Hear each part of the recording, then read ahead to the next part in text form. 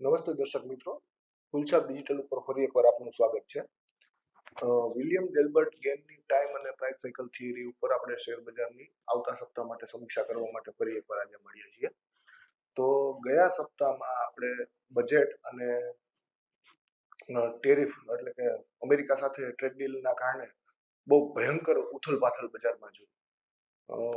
Share બજાર માટે એવું કહેવાય છે કે તે કોઈ પણ ન્યૂઝને ડિસ્કાઉન્ટ કરીને ચાલતો હોય છે. એટલે કે કોઈ પણ સમાચાર બનવાના હોય તો એ સમાચાર બને એ પહેલા એની ઇમ્પેક્ટ આવી ગઈ હોય છે. તો શેર બજાર અણધારી રીતે ક્યારે રિએક્ટ કરશે એના બે મજબૂત દાખલા આપણે બજેટ અને ટ્રેડ ડીલ વખતે જોયા. બજેટમાં સ્ટોક માર્કેટ રિલેટેડ અમુક ટેક્સીસને લગતી જાહેરાતના કારણે બજારે નેગેટિવ રિએક્ટ કર્યું અને બહુ ખતરનાક રીતે મોટું રિએક્ટ કર્યું.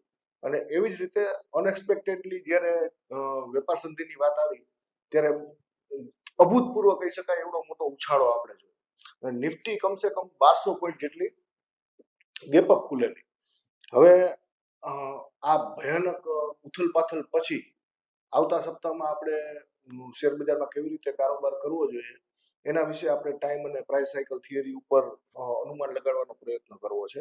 તો આમાં સૌથી મોટી ધ્યાન રાખવા જેવી બાબત એ છે કે આ 2 દિવસના જે ટ્રેડિંગ રેન્જ બને છે આશરે 1800 પોઈન્ટની નિફ્ટી ઉપર બને છે. એટલે કે આ બહુ મોટી અને ખતરનાક રેન્જ બની ગઈ છે જ્યાં કોઈ પણ દિશામાં નિફ્ટી અથડાઈ શકે છે. તો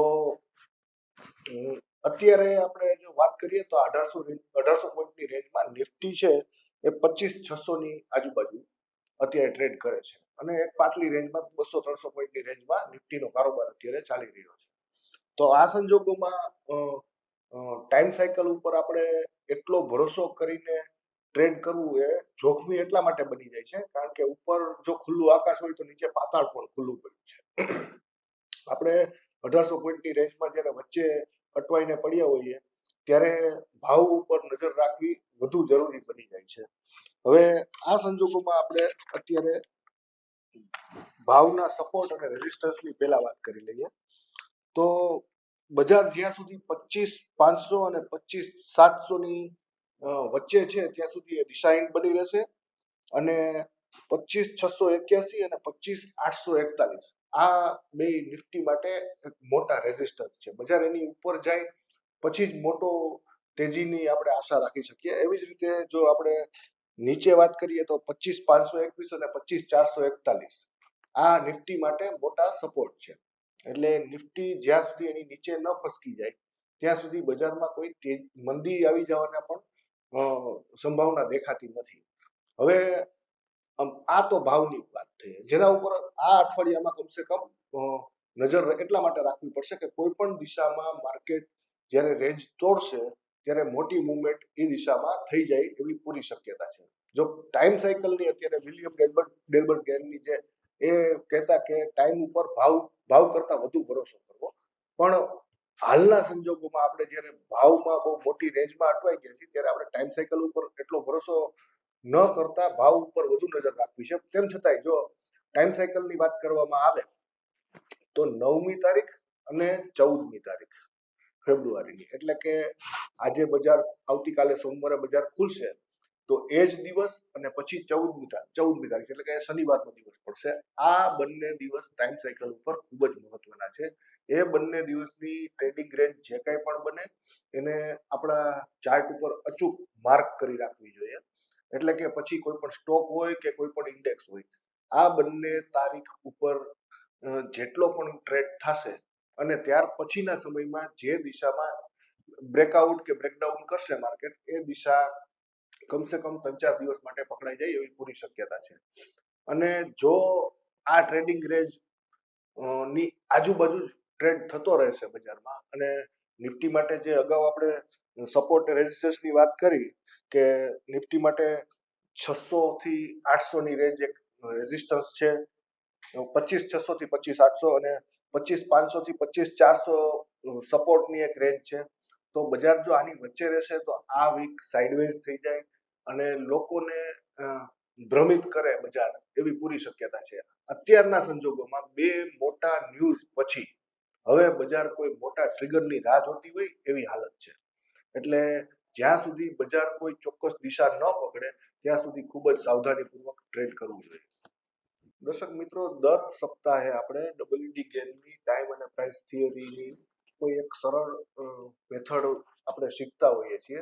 તો આજે આપણે જે વાત કરવી છે એ 9 દિવસની વાત કરવી છે. WD ગેન 90 ડિગ્રી એંગલને ટાઈમ માટે ખૂબ જ મહત્વનું ગણાવતા હતા. તો અને એણે ઘણી વખત ઘણા પુસ્તકોમાં એવું પણ કીધેલું છે કે